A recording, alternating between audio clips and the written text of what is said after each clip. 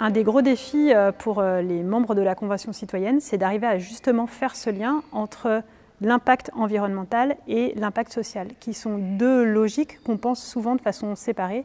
L'exemple type, c'est on se dit si je peux créer ce type d'entreprise ou d'activité environnementalement favorable, mais est-ce que ça ne va pas détruire de l'emploi pour des gens qui sont dans des entreprises polluantes? Ou à l'inverse, si j'offre des services avec une haute qualité environnementale, est-ce que ça va être accessible pour les gens qui n'ont pas beaucoup d'argent? Et une des réflexions qu'on a, c'est d'arriver à mieux faire ce lien entre ce qu'on appelle le plafond environnemental et le plancher social. Alors c'est ce dessin qu'a fait une économiste qui s'appelle Kate Raworth, ce qu'elle appelle l'économie du donut, où elle montre bien que l'enjeu pour notre humanité, notre territoire, chacun d'entre nous, c'est d'arriver à tenir entre ce plafond environnemental et ce plancher social. Le plafond environnemental, il est représenté par les 9 limites planétaires. Ici, dans la Convention citoyenne pour le climat, on parle beaucoup de la question du climat, donc de comment est-ce qu'on évite des gaz à effet de serre. Et ce que montrent les 9 limites planétaires, c'est qu'il y a d'autres enjeux environnementaux comme la préservation de la biodiversité, l'acidification des océans, la question de la qualité de l'air. Et c'est ces 9 limites qu'il faut penser de façon systémique. C'est pour ça que c'est représenté avec un cercle, c'est parce qu'elles sont toutes reliées. La bonne nouvelle, c'est qu'il y a ce qu'on appelle des co-bénéfices. Si j'agis pour le climat, ça va sans doute faire du bien à la biodiversité et à la qualité de l'air. Ça, c'est le cercle extérieur du donut. Et après, il y a le cercle intérieur, qui est ce qu'on appelle le plancher social. Et c'est cette idée qu'il faut que personne tombe dans le trou de la précarité des gens qui sont laissés sur le bord du chemin de cette société de la transition. Et donc, le plancher social, Kate Raworth, elle l'appuie sur les objectifs du développement durable.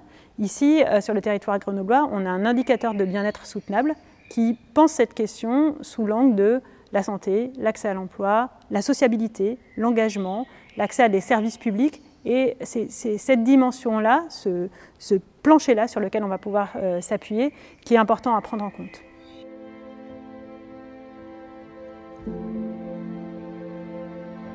Il faut que ce plancher soit assuré et qu'on tienne compte du plafond aussi.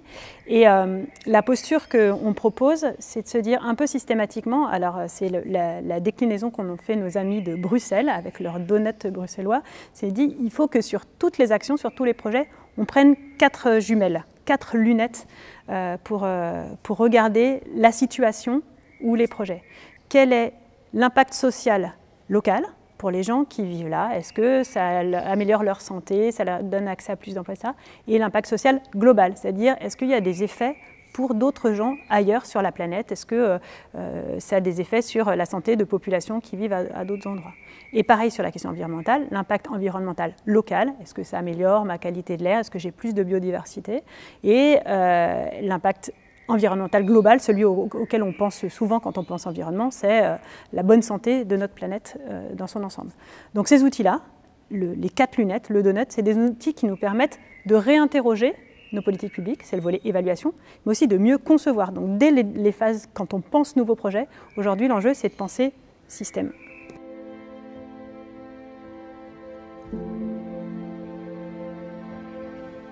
En fait, c'est toute la réflexion sur la relocalisation qui est très dans l'air du temps, dont on a pas mal parlé avec la crise des matières premières. C'est le fait de se dire, je vais ramener de la production sur un territoire. On se dit qu'il va y avoir des endroits où on va devoir fermer ces entreprises. Et c'est toute la réflexion aussi sur c'est quoi la bonne échelle de la relocalisation. Est-ce que c'est juste autour de moi ou est-ce que j'ai pas aussi des alliances, des coopérations à trouver avec d'autres territoires? Et si je pense social, local et global, ça va m'obliger à me dire tiens, comment je travaille avec les autres pour que justement l'impact social global ne soit pas trop lourd.